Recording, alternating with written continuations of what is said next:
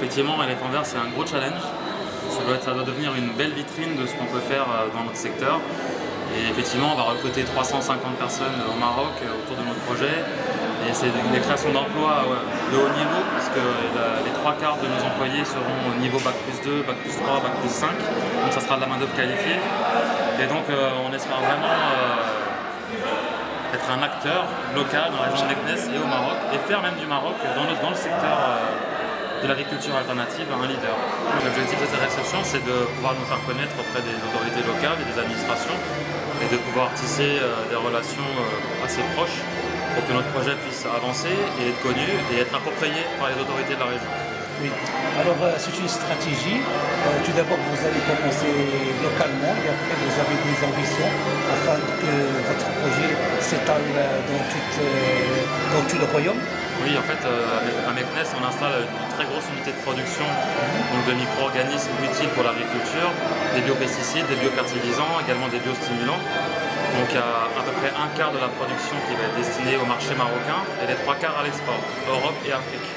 Donc depuis le Maroc est notre première base de démonstration, de validation de nos produits et de preuve de leur efficacité, de leur compétitivité par rapport au coût hectare, pour nous permettre après de pouvoir exporter sur l'Afrique et donc sur l'Europe.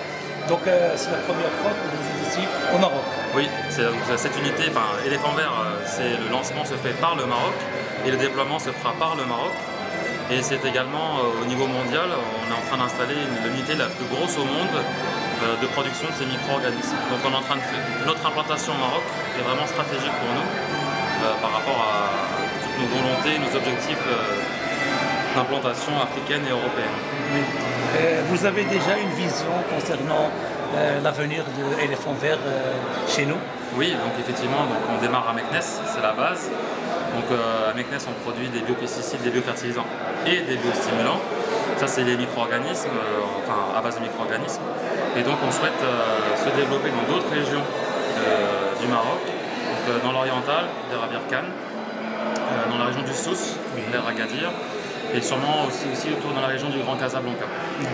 Alors vous êtes au courant de ce qui se passe chez nous, surtout en matière de plan Maroc Vert, et surtout le plan Maroc Vert, il vise 2 piliers. Le premier pilier, c'est pour la grande culture, pour l'exportation et tout ça, mais le deuxième pilier aussi, il coiffe une très forte masse de petits agriculteurs. Qu'est-ce que votre impression, votre témoignage sur ce plan Maroc Vert? Alors déjà, il faut savoir que les investissements qui sont mis en œuvre au niveau de Meknès, c'est 55 millions d'euros. Donc quand on a fait le choix du Maroc, c'était vraiment un choix stratégique, et c'est le plan Maroc Vert qui nous a en partie décidé à nous implanter au Maroc. C'est l'un des rares pays sur le continent africain où il y a une vraie volonté politique à très haut niveau et une vraie vision stratégique qui permet d'un déploiement comme ça de moyens avec des objectifs palpables. Donc effectivement, il y a 2 piliers avec 2 approches différentes, et c'est aussi notre volonté de pouvoir toucher 2 types d'agriculture. La chance qu'on a au Maroc, c'est qu'il y a une agriculture intensive d'exportation et une agriculture vivrière extensive. Et ce sont nos 2 cibles. Donc effectivement, les cultures à forte valeur ajoutée, c'est des techniques agricoles qui intègrent déjà des produits comme les nôtres.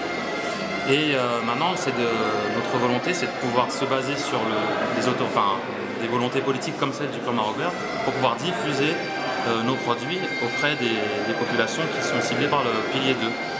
Donc pour ça, on met en place différentes stratégies. Donc il y a les produits, effectivement, mais il n'y a pas que les produits. Donc avec Éléphant Vert, on met en place des services d'accompagnement technique.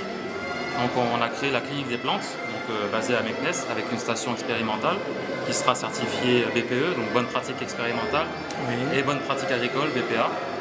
Donc c'est des niveaux de certification internationaux qui nous servira de lieu de référence pour faire des formations, des démonstrations agronomiques, etc. Et cette clinique des plantes est là pour diffuser ces nouveaux produits et accompagner leur utilisation par les petits agriculteurs sur le terrain. Et on va recruter pour ça à peu près 45 techniciens et ingénieurs agronomes pour couvrir le territoire marocain. Très bien. Et cette plateforme d'expérience, c'est un peu une polygone pédagogique de Éléphant Vert? Oui, alors il y a tout un volet d'essais agronomiques, essais techniques, Et il y a tout un volet très important qui est l'aspect formation. Effectivement, il y aura des formations destinées aux agriculteurs, des formations destinées à l'encadrement. Et également, on l'espère, depuis ce pôle-là, cette plateforme-là, pouvoir travailler, collaborer avec l'ENA ou l'IAV pour pouvoir faire des formations, des modules. C'est ce qu'on essaie de construire et on en discute, de formations autour des thématiques des bio-intrants dans l'agriculture. Donc certes, vous aurez l'occasion dans l'avenir d'être partenaire avec les établissements institutionnels du Maroc tels que l'INRA, l'ENA et les institutions qui ont pour formation technique. Alors l'ENA, on l'est déjà indirectement, oui, avec l'agropole Olivier. Oui. On est en discussion donc, avec la direction pour voir comment on pourrait aller plus loin dans la collaboration et effectivement pouvoir participer à travers la clinique des plantes et une autre filiale d'éléphants verts au Maroc qui s'appelle Valorise, qui va regrouper tout un tas de chercheurs pour faire des formations de haut niveau sur tout ce qui est utilisation des micro-organismes dans l'agriculture. On espère l'IAV aussi, donc c'est vraiment une collaboration. On veut s'intégrer dans le tissu on va dire agricole, à tous les niveaux, que ce soit marocain.